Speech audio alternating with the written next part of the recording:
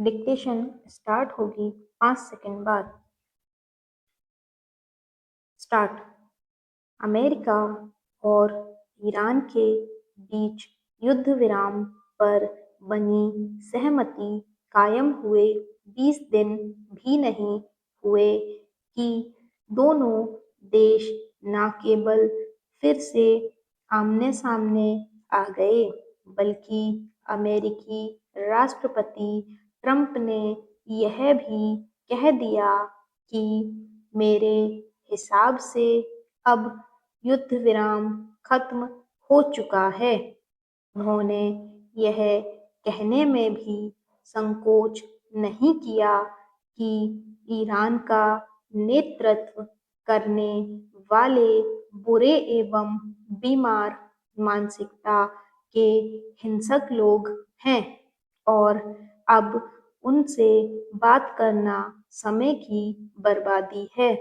विश्व समुदाय के लिए इससे बुरी खबर और कोई नहीं हो सकती, क्योंकि यह टकराव तेल और गैस के दामों में उछाल लाने का कारण बनेगा। अमेरिका और ईरान इसलिए फिर टकराव की राह पर आए क्योंकि ईरान ने हॉर्मुज समुद्री मार्ग से गुजर रहे 3 जहाज़ों पर यह कहकर हमला दिया कि वे तय रास्ते से नहीं निकल रहे थे और उन्होंने उसकी चेतावनी की भी अनदेखी की। ईरान की इस कार्यवाही से चिढ़े अमेरिका ने न केवल उसके कई ठिकानों पर बमबारी की, बल्कि उसे दी गई तेल बिक्री की छूट भी खत्म कर दी। इसके जवाब में ईरान ने भी खाड़ी देशों में अमेरिकी ठिकानों पर मिसाइलें दागीं।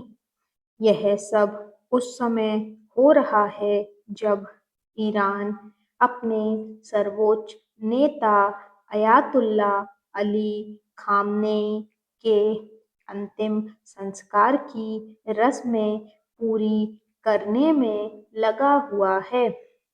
वह यह मानने के अच्छे भले कारण हैं कि जैसे ईरान हॉर्मुज पर आधिपत्य जमाने की बेजा कोशिश कर रहा है, वैसे ही अमेरिकी राष्ट्रपति भी दुनिया को यह दिखाने को आतुर हैं कि वे ईरान को अपनी शर्तों पर झुकने के लिए बाध्य करके रहेंगे।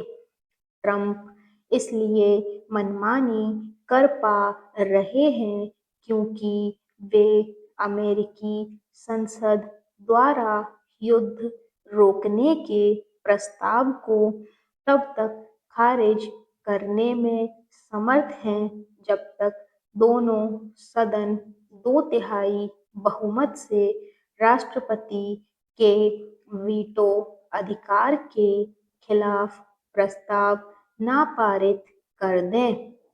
ट्रंप के पास यह तर्क भी है कि युद्ध विराम हो जाने के कारण 60 दिन की वह समय सीमा समाप्त हो गई, जिसके तहत कहीं युद्ध छेड़ने के लिए संसद की औपचारिक मंजूरी की आवश्यकता होती है।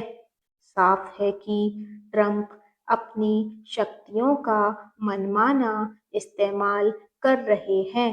सच यह भी है कि हॉर्मुज को लेकर ईरान भी मनमानी कर रहा है, क्योंकि वह खुद को पश्चिम एशिया का नीति नियंता यानी दादा साबित करना चाहता है।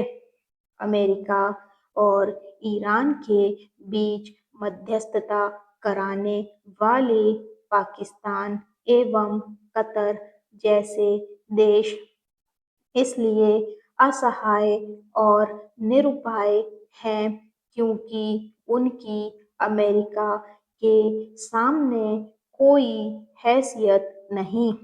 पाकिस्तान तो संदेशों का आदान-प्रदान करने के अलावा और कुछ कर ही नहीं सकता। एक नाजुक युद्ध विराम के खत्म होने की कगार पर पहुंचने से हैरानी नहीं, लेकिन यह विश्व अर्थव्यवस्था के लिए खतरे की घंटी ही है। इससे अमेरिका, ईरान के साथ पूरी दुनिया को नुकसान होगा।